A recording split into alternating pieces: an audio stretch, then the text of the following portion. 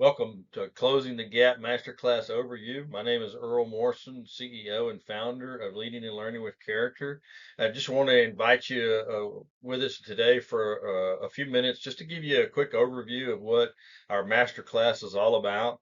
My wife Penny and I have been operating Leading and Learning with Character for the last 7 years, and we're excited for this new class that's based on my newest book. So sit tight and come along for our journey. And we hope to see you signing up soon and hear from you and let us know that this resonates with you and you want to be part of this masterclass. Our masterclass is based off of my newest book, Closing the Gap by Building Bridges for Organizational and Personal Success. I firmly believe that we have some generational differences that are holding ourselves and our teams back from succeeding the way that we should. Lots of things that go in that. I also believe that everybody is at least a leader of one. Everybody is a leader beginning with themselves. Embrace your role, lead your life, and inspire others along the way. So our learning objectives for our master class. By the end of this training, the participant will be able to understand the gaps we create and how to close them by building the right kind of bridges for success. We're to understanding how to create and maintain a healthy ego that does not rear its ugly head, the importance of building and maintaining a strong foundation, how to understand and maintain your character, and the difference between managing and leading. We're going to talk about understanding the value of good leadership and gain a better understanding of our generational gaps and why they exist, how to communicate more effectively and recognize communication challenges, the challenges of mental health and how to overcome them, the importance and need for accountability, the importance of teamwork and how to build a strong team, how to deal with difficult people, the importance of making and maintaining connections, the need to be consistent in everything we do and what happens when it's lacking, how our lack of understanding spirituality causes issues and creates gaps, and how to create steps for building bridges to close these gaps. Over the last several years, one of the biggest issues I've consistently heard is the gap between the old guard and the new younger generations. Everyone has an opinion about the issue, but it never seems to be a productive solution to solving the problem. Sound familiar? There's no doubt that there's a gap that has been continuously growing year after year, and all we do is watch and criticize. Okay. The question at some point must be, what do we do about it? And even another question, what are you going to do about it? Okay. Another question, what are you bringing to the table? What's your contribution? How are we going to close this gap? And that's how this whole closing the gap by building bridges for organizational and personal success, that's how this book came about and now this master class. The first topic we talk about is ego. Everybody understands this. The problem is we don't talk about it nearly enough. Ego can create gaps in our relationships. What we've got to get to is to learn to build bridges instead. In discussing our ego, there's no doubt in my mind that over the years, my ego has been a huge contributor in creating gaps in all aspects of my life. There have been times when I've allowed my ego to dictate how I interacted and treated people, and folks, it wasn't good. Nor was it very conducive to building lasting relationships or partnerships. The problem was it took me a while to figure out what the common denominator was in those failed relationships, partnerships. Yep, it was me. And we move next to building a strong foundation. A strong foundation is the key to resilience. What are you building yours on? As we discuss our foundation, if we're going to figure out how to close and then bridge the gap, we must spend some time talking about our foundation. Why is our foundation so important? Because that is where we build everything else from. If it's weak, it will crumble at every challenge that comes our way. If we are mindful of how we build our foundation and make it strong, it will stand firm when challenges come. And guess what, folks? They're going to come. And then we're going to talk about character. Anybody ever had their character challenged and sometimes you feel like you're losing the battle? In a world full of challenges, a strong character keeps you grounded. How do you stay true to yourself? The thing I want everybody to learn and understand is never compromise your character and morals, no matter how difficult things become around you. And then we talk about leadership and what that actually means. But not only that, we dive into it a little deeper and we understand the difference between leading and managing because we often miss the two up. We mess it up and we mix the two up. A leader's lasting legacy comes from the influence they have on others. What kind of impact are you making in the lives of those around you? As we began our discussion on leadership, we talk about leadership can be so confusing, speaking about something that has gaps. Wow. Yeah, I believe that part of the problem is that we tend to try and find one size that fits all. And any of you that have been in interviews and you've been in discussions and you've taken trainings and all that, you know what I'm talking about. There's no way that we can determine one style of leadership that fits every person or situation. It's just not possible. I think this is often confusing because we always try to fit everything perfectly into the boxes and squares we have created. And then we move to the generational gaps. And I think this one may be easy because we all understand being born in different time frames.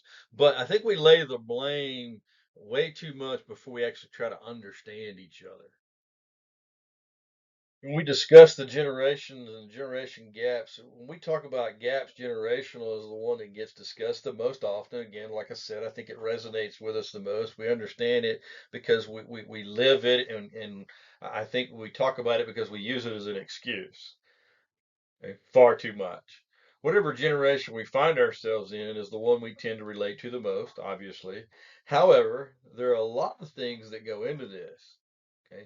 So what we do in here is let's take a look at the different generations and see if we can help close the gap in understanding each one and the value brought by all. And I think that's what we miss is the understanding and the value that everybody brings to the table. And then we move on to communication.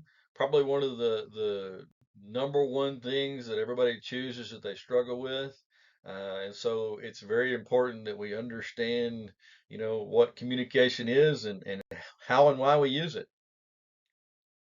Honestly, I think you could probably write a whole book on communication, and many people out there have. If you've been in any kind of relationship or you've been a leader of other people, you understand the importance of communication. There is no doubt that we have a huge gap in our communication and communication styles, almost as much as our generation gaps, if not more in some instances. And again, you guys know what I'm talking about, those of you that have been there. And then we move on to mental health, probably one of those that not very many people like to talk about. We've gotten better about understanding this and being prepared to talk about it, but it's just one of those that we have so many gaps in our mental health and our understanding of it that it's so important that we take some time to discuss it. This is one of those topics that we should have been talking about a long time before now. Okay. Even today, it seems like it's still one that people tend to shy away from or keep private. Now, not all of our mental health issues is a big deal, but and not that all of our mental health isn't a private issue. It's just that it's okay to talk about it. Take the stigma off and the labels that we put on people because again, we've gotten better and understood that that the way to get healthier, okay, is to actually be able to talk with people and understand this. And yeah, what a concept that we talk about our mental health with others, maybe even our coworkers from time to time. At a minimum, folks, we should have someone that we can talk to about everything okay, to know that they are listening and not judging. You got to be able to talk to people and know that they listen and not judge, that they understand who you are, where you come from. Then we move on to accountability. One of those that some people like, some people don't. But if you don't have it, I don't think you have value. I think you devalue folks if you don't hold them accountable to the standards that's there. This is one of the hardest topics to talk about. Most of us would say we want accountability in our lives as well as our organization. However, many do not know what that means or how it's accomplished. It sounds good. We know we talk about it, it's there, but we just don't understand it. And I think this is due to a lack of establishing real standards and then actually practicing accountability in a firm, fair, and consistent manner. How do we practice accountability if we don't know the standard? And this, just like some of the other topics, if you've paid attention, there's some of those that we need to stop the stigma, that we need to drop the guard and actually talk about these, even though they're difficult, even though they might get personal, it might hurt my feelings. I need to be able to talk about these things because they're the things that help us close the gap instead of making it larger. We talk about teamwork and the importance of that and each person's role within that team. I think another issue we have when it comes to being mindful of the gap is the lack of teamwork. Just like many of our topics, I believe the issue is we're not intentional enough about teaching everyone in our organization or family their role in understanding teamwork. Okay? This can be done in several ways, but we must put in the effort, okay, to make sure everybody understands the meaning of and the need for teamwork. Then we move on to dealing with difficult people. And it's always easy to point the finger at other people that are being difficult. But my question always is, have you been a difficult person to deal with? How often do we have to deal with difficult people? Probably much more than we want to, right? And for those in a service industry or customer service field, way more than we should. Okay? And then another thing to look at is no matter how good we are at customer service or dealing with other people, we're always going to deal with difficult people. Okay. Again, my question, have you been difficult? And if we're honest, most of us honestly answering this question is absolutely, we've all been difficult to deal with from one time or another. To better understand how to deal with difficult people, we must try to understand what makes them difficult. Okay. One way is comparing them to ourselves when we're difficult to deal with. Again, like I talked about before, here's the reality check. If we're all honest, okay, we've all been difficult to deal with in certain situations. The key is always how long do we allow the situation or person to make us difficult to deal with?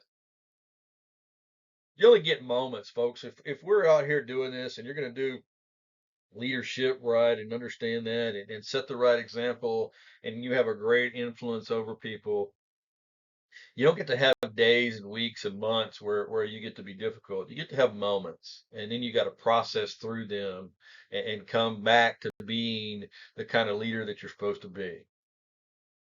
Connections, man, we wouldn't be anywhere without connections. Probably the one of the things that took me the longest to figure out in leadership, that I could be knowledgeable, I could have all the education, all the experience, all the knowledge, all the training, but I had to understand the connection side of things, because connecting with people is actually what makes us grow. That we can't do it by ourselves, we can't do it without other people, so we must understand the need and the importance of connections. One of the things that we talk about and everybody understands with connections is charisma. And I've seen many leaders and even regular folks who are very good at working through the room. Okay. Some would even say that they had charisma. I've been, known to have charisma from time to time.